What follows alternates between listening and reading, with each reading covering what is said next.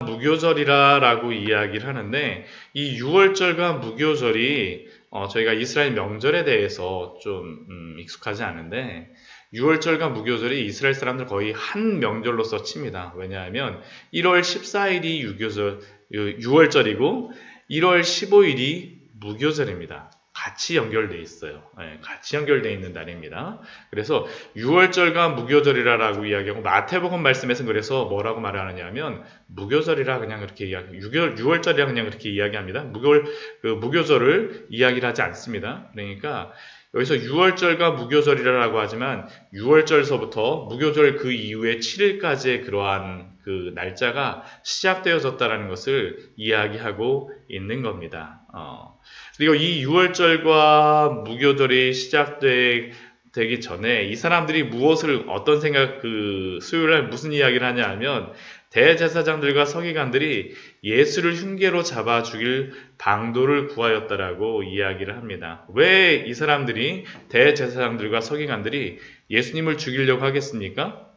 바로 예수님이 예루살렘에 들어오시는 것서부터 이 사람들이 마음에 안 들었던 겁니다. 호산나 호산나 찬양하며 다윗의 자손으로 오시는 이여라고 이야기를 하는데 이것이 로마 사람들에게는 어떻게 들리겠습니까? 다윗의 자손이라는 것은 왕입니다. 로마 사람들이 보기엔 반란을 일으키는구나 라는 그러한 이야기로 다 들리고 이 대제사장들과 서기관들은 어떤 사람이냐면 로마에서 이 대제사장을 임명합니다. 정치인이 임명을 해요. 그러다 보니까 이 사람들은 굉장히 정치하고 민감한 사람들이기 때문에 예수 그리스도가 그 다윗의 자손으로 오셨다라는 그러한 이야기가 들리는 것 자체를 굉장히 싫어하는 겁니다.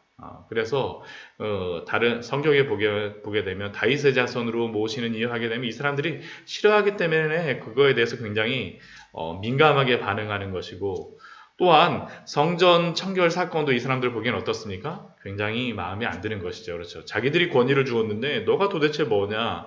그리고 그 다음날 논쟁하는 것도 그들을 예수님께서 논쟁에서 다 이겨버리시지만 그러나 그럼에도 불구하고 그들이 논쟁에서 진 것도 이 사람들에게 굉장히 안 좋은 인상을 준 것입니다. 결국 그러니까 이 사람들은 방법만 있으면 예수를 흉계로 잡아 죽일 방도를 구하고 있었습니다. 이들의 마음은 당장이라도 예수님을 어떻게 방법이 있다라면 예수님을 죽이기를 원하는데 문제는 무엇입니까?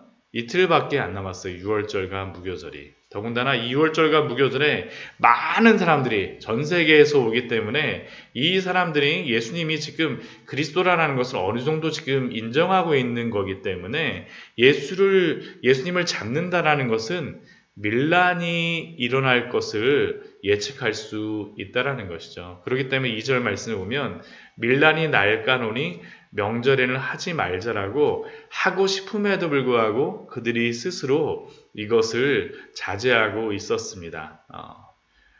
그런데 이들에게 아주 좋은 소식이 났죠. 좋은 소식이 왔죠. 좋은 소식을 가지고 온 사람이 있었습니다. 그 사람이 누구입니까? 가룟 유다입니다. 가룟 유다. 오늘 저희가 읽었던 14장 10절과 11절 말씀을 보게 되면 가룟 유다가 예수를 넘겨주려고 대제사장들에게 갔다라고 이야기를 합니다.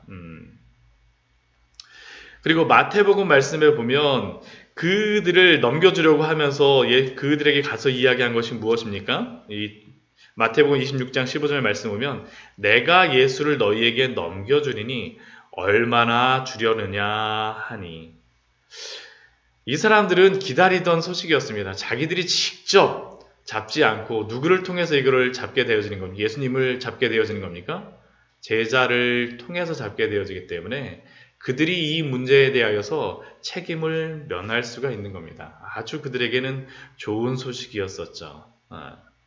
그리고 그러한 것들을 행하겠다라고 하는 이러한 가룟 유다가 와서 예수님에 대하여서 넘겨주면서 그들에게 이야기한 것이 무엇입니까? 얼마나 주려느냐. 돈 때문에 결국에는 돈을 받기 위하여서 이 가룟 유다가 왔다라는 것을 우리는 알 수 있죠. 그런데 실제로 가룟 유다가 돈이 필요해서 이 자리에 왔겠습니까? 아닙니다. 실제로는 만약 그가 돈이 얼마만큼 필요하다면 뭐라고 얘기했습니까? 나에게 얼마를 주시오라고 얘기했을 텐데 여기 와서 그가 하는 얘기가 무엇입니까? 얼마나 주려느냐. 돈은 상관없어. 나는 그냥 너에게 팔게. 이 가룟 유다의 그러한 마음 속에는 왜 이러한 예수님을 팔아넘기는 그러한 마음이 있겠습니까? 돈이 꼭 필요해서라기보다는 예수님보다 돈을 더 사랑하는 마음이 그의 마음속에 있었기 때문입니다. 이것은 모든 배교의 순간 일어나는 그러한 현상입니다. 왜 예수님을 떠나게 되겠습니까? 예수님보다 더 사랑하는 무엇인가가 생기게 되면 예수님을 떠나는 일들이 발생합니다. 바로 가룟 유다에게 발생했던 것이 바로 이것입니다. 얼마나 주려느냐. 은 30. 은 30이라는 돈이 얼마입니까? 출애굽기 21장 32절을 보면 이렇게 나와 있습니다. 우리 출애굽기 말씀 한번 찾아볼까요? 출애굽기 21장 32절 말씀을 보면 이 은 30을 주는 이유가 있습니다. 이 은 30을 주는 이유가 있습니다.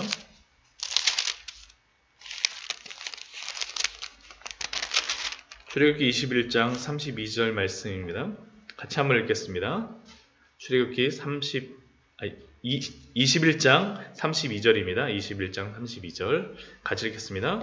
소가 만일 남종이나 여종을 받으면 소임자가 은 30세겔을 그의 상전에게 줄 것이요 소는 돌로 쳐서 죽일지니라. 이 돈이 어떤 돈입니까? 소가 종을 받아갖고 죽었을 때 주는 돈입니다. 어떠한 가치 있는 사람에 대한 그 가치가 아니라 종이나 남종이나 여종이 소에 바쳐서 죽었을 때 배상금으로 물어주는 돈이 은 30입니다. 가장 하찮은 사람에게 주는 그 돈. 대제사장이나 이 서기관들이 왜 은 30을 줬겠습니까? 예수님에 대해서 모독하는 겁니다.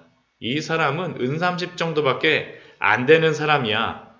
소가 받았을 때 남종이나 여종이 받는 그 정도의 돈밖에 가치가 없어라는 게 이 대제사장들과 서기관들의 그러한 예수님에 대한 가치이자 평가였었고, 가룟 유다는 또한 그들의 예수 그리스도에 대한 그 마음에 동조한 것입니다. 예수 그리스도를 죽이고자 마음먹었던 대제사장들과 이 가룟 유다가 한 마음이 되어서 은 30 정도의 예수님을 팔아먹은 것이죠.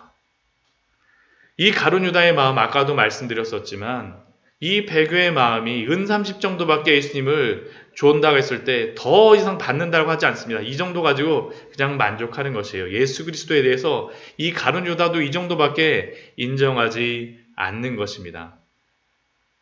우리의 마음은 어떻습니까? 우리가 성경에서 보게 되면 이 가룟 유다와 같은 그러한 인물들을 또한 볼 수 있습니다. 데마 같은 경우에도 배교를 할 때 이렇게 사도 바울이 디모데후서 4장 10절의 말씀에 이렇게 기록합니다. 데마는 이 세상을 사랑하여 나를 버리고 데살로니가로 갔고, 데마가 사도 바울을 버리고 예수 그리스도의 복음을 버리고 그가 떠나갔던 이유는 무엇입니까? 이 세상을 사랑하여. 가룟 유다하고 동일한 것입니다. 은 30 정도에 만족하는 이러한 마음들. 그런데 이것과 이들의 대제사장들과 예수님의 핵심 제자였던 가룟 유다와 아주 대비되는 한 여인이 오늘 말씀에 보면 나옵니다. 그 여인이 누구입니까? 그 여인이 바로 향유옥합을 부은 그 여인이었습니다. 사실 이 사건은 마태복음과 마가복음에서는 이 셋째 날에 발생하는 것으로서 저희가 나옵니다. 그래서 많은 목사님들도 이 향유옥합 부은 사건이 수요일에 발생하셨다라고 말씀하시는 그 목사님들도 많으세요. 그렇게 생각하시는 분들도 많고, 저와 같이 토요일에 발생했다라고 생각하는 분들도 많은데, 저는 왜 이 일이 토요일에 발생했다라고 생각을 하냐면, 요한복음 12장 말씀을 보면 6월절 엿새 전에 해갖고 예수님께 향유옥합을 붓는 그러한 사건이 있습니다. 그런데 이 6월절 엿새전이라고 아주 명시적으로 요한복음에 말씀함에도 불구하고 이 마태와 마가복음 같은 경우에 명시적으로 다 날짜를 이야기를 하지는 않습니다. 근데 왜 마태와 마가가 그런데 이 사건을 가운데다 넣었느냐라는 그러한 문제가 있는데, 저는 이 부분을 사실은 이 대제사장들과 이 가룟 유다의 이러한 배신에 대하여서 마태와 마가가 우리에게 분명히 말씀해 주기 위한 어떤 목적이 있기 때문이라고 생각을 합니다. 왜 이들이 이렇게 팔고 이 여인은 예수님께 향유옥합을 붓겠습니까? 사실 이 기름 부음을 받는다라는 것은 기름 붓는다라는 것은 어떤 의미가 있냐면 왕이나 선지자나 제사장으로 임명할 때에만 기름 부음을 받습니다. 그리고 그 기름 부음을 받던 사람을 누구라고 이야기합니까? 그리스도라고 이야기하죠. 그리스도. 예수 그리스도가 십자가에 못 박히시기 전에 이 향유옥합을 붓는 한 여인의 헌신을 통하여서 이 예수님에 대하여서 실질적인 다윗의 자손으로 오신 이 예수 그리스도를 기름 붓는 사건이 바로 이 향유옥합 속에서 나타나는 그러한 사건입니다. 오늘 14장 그 3절 말씀에 보게 되면 베다니 나병 환자 시몬의 집에서 식사하실 때 여자가 매우 값진 향유를 가져와서 그 예수님께 붓는다라고 이야기합니다. 이 향유는 나드 향인데 이 가치가 어느 정도냐 하면 5절 말씀 보면 얼마입니까? 300데나리온이라고 이야기합니다. 300데나리온은 전에도 몇 번 제가 말씀을 드렸지만 거의 1년치의 연봉에 해당하는 그러한 돈입니다. 굉장히 많은 돈이죠. 굉장히 많은 돈이죠. 근데 이렇게 향유옥합을 부을 때 이 주변의 사람들이 어떻게 했습니까? 와, 대단하다 하면서 막 그 헌신에 대해서 칭찬해 주는 것이 아니라 4절 말씀을 보면 어떤 사람들이 화를 내어 서로 말하되, 마태복음에서는 이 어떤 사람들을 누구라고 이야기하냐면 제자로서 이야기하고 있습니다. 제자들. 그리고 요한복음 말씀에서는 이 사람이 누구냐 하면 바로 가룟 유다입니다. 가룟 유다가 300데나리온에 팔 수 있는 돈을 가난한 사람을 도와주지 왜 예수님께 향유옥합을 부어서 향유를 허비하는가라고 이야기를 하고 있는 것입니다. 사실 이 시대에 예수님께 기름을 붓고 예수님께 호산나 호산나 하면서 다윗의 자손으로 오시는 이여라고 찬양해야 될 사람이 누구겠습니까? 대제사장들과 또한 이 제자 중에 한 명이었던 가룟 유다였죠. 그런데 이들은 어떻게 합니까? 예수님을 잡아 죽일 흉계를 꾸미고, 한 명은 이 300데나리온을 받지 못한 것이, 이 가룟 유다가 자기가 돈깨를 맡았었는데 이 300데나리온을 받지 못한 것을 어떻게 메꾸려고 하는 겁니까? 예수님을 팔아서라도 메꾸고자 하는 그러한 마음이 이 안에 들어가 있다라는 것입니다. 이 여인의 헌신에 대하여서 그런데 예수님께서는 무엇이라고 말씀하십니까? 14장 8절 말씀을 보면 그는 힘을 다하여 내 몸에 향유를 부어 내 장례를 미리 준비하였느니라. 내가 진실로 너희에게 이르노니 온 천하에 어디서든지 복음이 전파되는 곳에는 이 여자가 행한 일도 말하여 그를 기억하라고 예수님은 말씀하십니다. 왜요? 이 여인의 이 일은 예수 그리스도의 그 십자가를 준비하는 놀라운 일이 되었기 때문이고, 예수님을 그리스도로 선언하는 놀라운 일에 쓰임을 받았던 여인이 바로 이 여인이었기 때문입니다. 오늘의 말씀 저희가 보면 어떻습니까?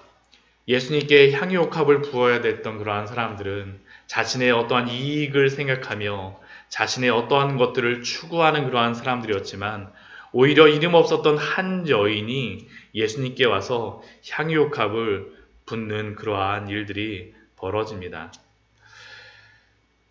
그리고 이러한 일들에 대하여서 예수님께서는 어떻게 하십니까? 침묵하시죠. 침묵하시는 겁니다. 예수님께서는 자신이 무엇을 하고자 하신 것이 아니라 이 충분히 가룟 유다라든가 이러한 것들을 알고 맡게 하셨을 수도 있음에도 불구하고 예수님께서는 이러한 일들을 그냥 진행되게 하십니다. 왜요? 하나님의 그러한 놀라운 일들을 준비하시기 위해서입니다.